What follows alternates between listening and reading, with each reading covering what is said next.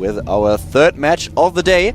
Currently the score is tied 1-1 in StarTale against MVP. And to the top right of the map, in the red color, we have our Protoss player for the MVP team. Sending out the second Protoss. MVP! Finale!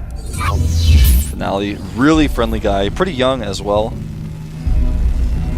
And he's up against the Terran. He is up against the Terran player who was just able to defeat one of his fellow Sons of Ios. StarTale! Sounder! StarTale Sound! We have a TVP on Calm Before the Storm with cross position. The most important question in a Terran versus Protoss on this map is if the first engagement is happening at 15 or 20 minutes. Yeah, that's actually... You put that so well. I'm like, I don't know how... I once had a bet with Mole Trap when the first engagement would start. We've had some crazy Terran versus Protoss games on this map where people have tried to kind of circumvent the map by doing really fast Hellion drops or siege tank play. We've seen Neo Steel Frame Bunker Contains. We have seen all sorts of interesting play like this. That Joya. Joya against with Ryang. the DTs against Ryang. That's the exact game I'm thinking of right now where, the Terran has said, well, it's this map, I have to do something crazy. I have to think outside the box. I have to wear my shirt backwards today, and I can overcome this Protoss on this map. Now, I really like the choice of Sound here to go for Command Center first, because your opponent is almost surely going to go Nexus first, but in this case, no. In this case, he's taken a gas, his gateway is finishing up here. Now, I wonder what sort of build Finale has planned. We have a few builds that you can use, and I have to say that I probably didn't give Calm Before the Storm enough credit. We've sometimes seen really nice builds, as you just pointed out, so it's not always both players just trying to macro up and then go for an engagement at 15 or 20 minutes. And as you just pointed out, we already have a little bit of a faster tech here for Finale. He's not going for the Nexus first build, and there are a lot of builds that you can use on this map. You can, for example, also just go for a gateway attack with Warp Prism support. Yeah, he's probably gonna. That's exactly what I think will occur. He hasn't taken a second gas yet. He could do a 4-gate with Warp Prism. He saved a little bit of energy here. He also has the ability to, in the mid game, go for a sentry drop on this map. You drop your sentries in the backdoor expansion, then you force field the units off so they can't come and defend. You trap the SCVs in there. You can do a ton of damage that way. You can even warp in additional units. We may see something like that. There's the Nexus. So it looks like just a 1-gate expand, regular gas mining, no warp gate research or sentry reduction. He could try to do something really crazy here and double expand, but I doubt it. He just hasn't started any production with his gateway, though. And since he's seen his opponent's Command Center first build now, he can comfortably sit back and say, I can wait now actually to make my first unit. I can make whatever I want. So I don't think it's too unusual, but for this map, I find the build to be a little bit strange. We had weird Terran builds on this map though as well. I remember when Naniwa was playing in Terran versus Protoss here, and we even saw proxy Thors, so that you can walk up the ramp, that force fields won't be an issue anymore. You can just crush the force fields with a Thor, get into the main base. There were really great builds on this map. Sometimes it's a map where we see just all these crazy strategies.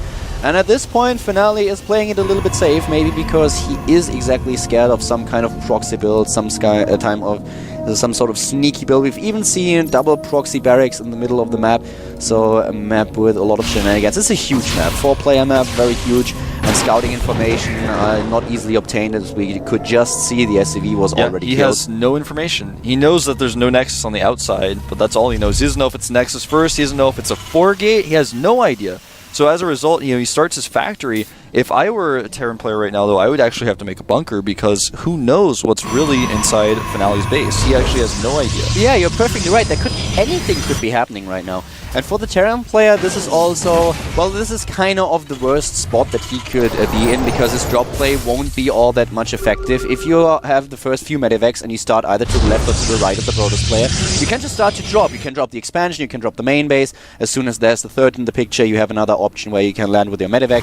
But cross position, it's such a huge distance to cover, it makes it so much harder. Yeah, cross positions means not only is it further away literally, that you don't get much of an advantage from flying, but also you will probably be spotted by the time you get there, because Protoss players love to put pylons all over this map at all the bases, not only to check for those bases there, but to check for drops. So as this game becomes longer, it will be very difficult to use drop play. It'll be a good idea, it'll be a good strategy, but it's just going to be more difficult to execute at these positions. You're exactly right.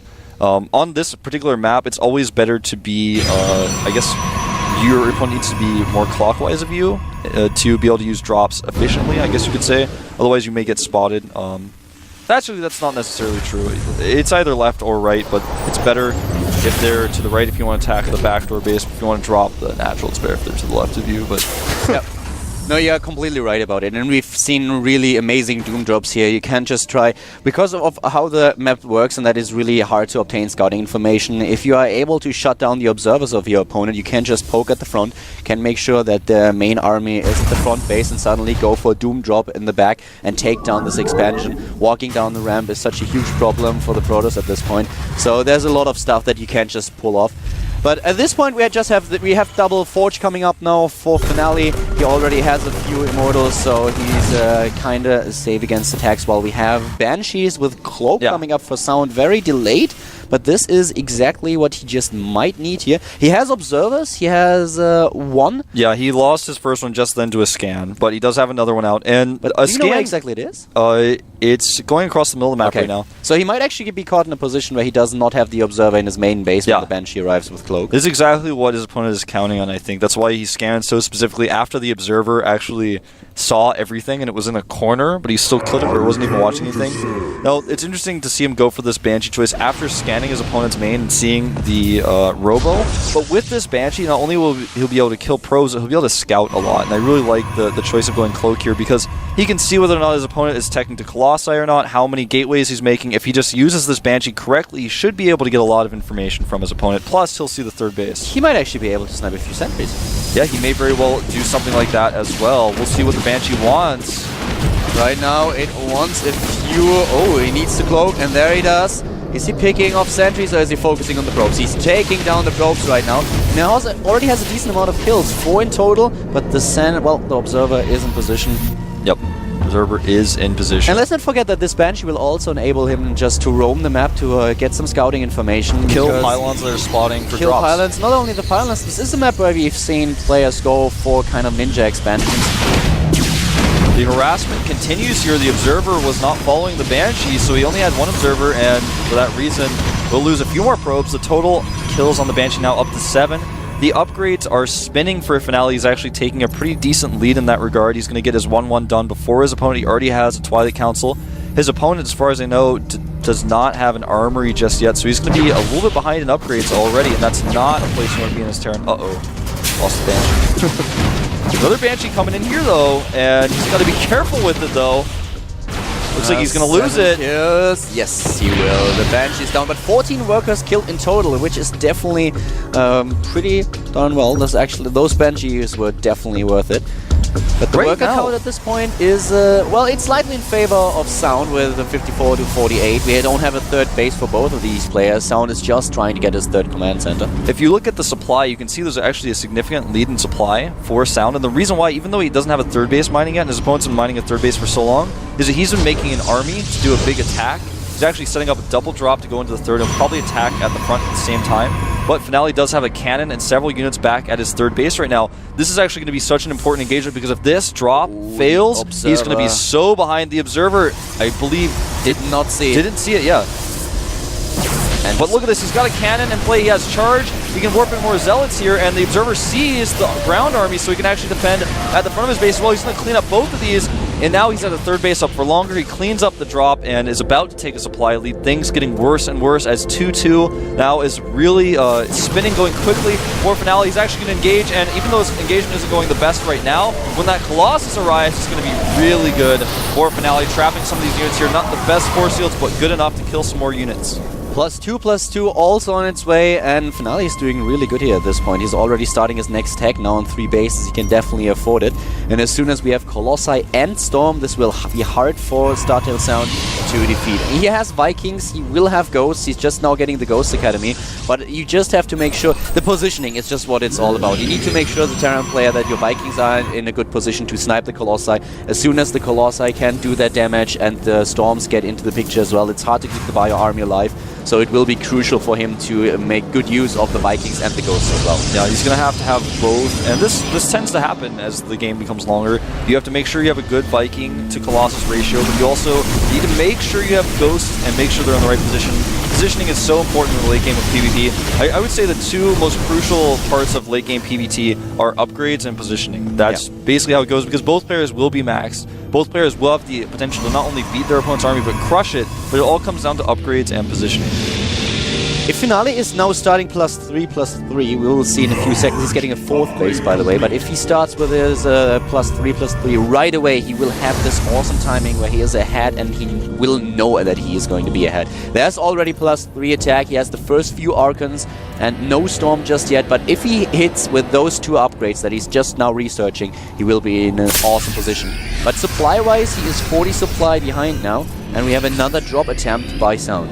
Yeah, what Finale is doing in this game is he's trying to tech and expand at the same time, and when you do this, you tend to drop in supply compared to your opponent quite significantly. The expansion observer does spot that. Oh, look at this. He actually spotted this drop and prepared for it way in advance. The dropship will escape, but these units are totally prepared, and the army in the middle of the map, like I said, spotted by the observer, is being chased away now.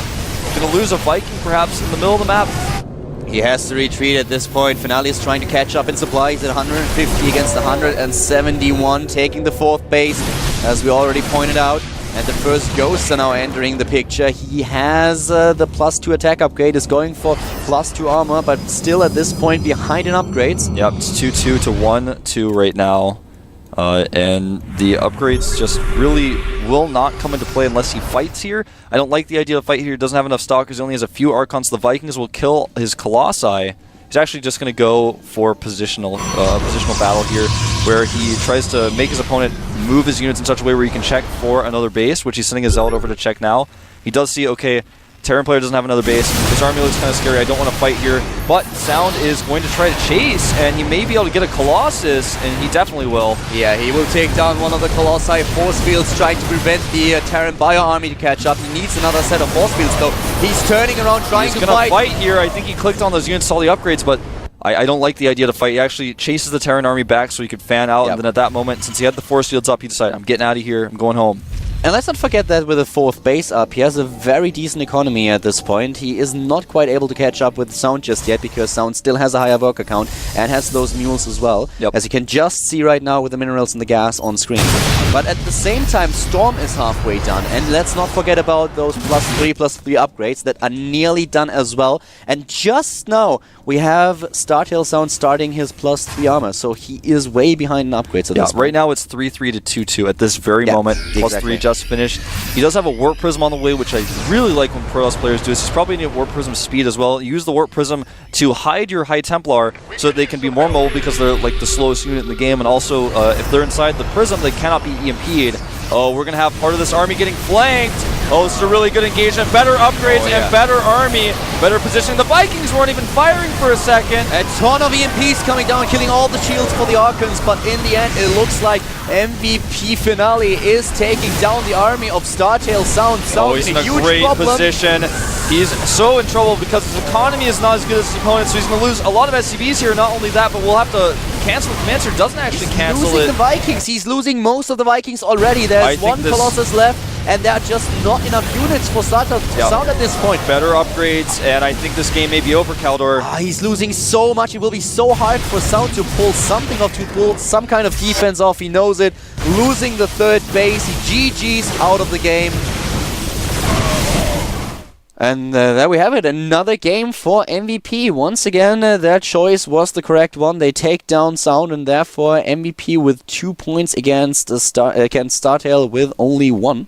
Great play by Finale there. His play actually really reminded me of a StarTale Protoss player's play, Parting. He actually expanded and attacked at the same time, but always knew exactly how many units he needed. His scouting information was great, so he was able to position himself in the correct place. I don't know who it's going to be. Will we see a PvP with one of our foreign heroes? Will we see that? Not quite sure. We might.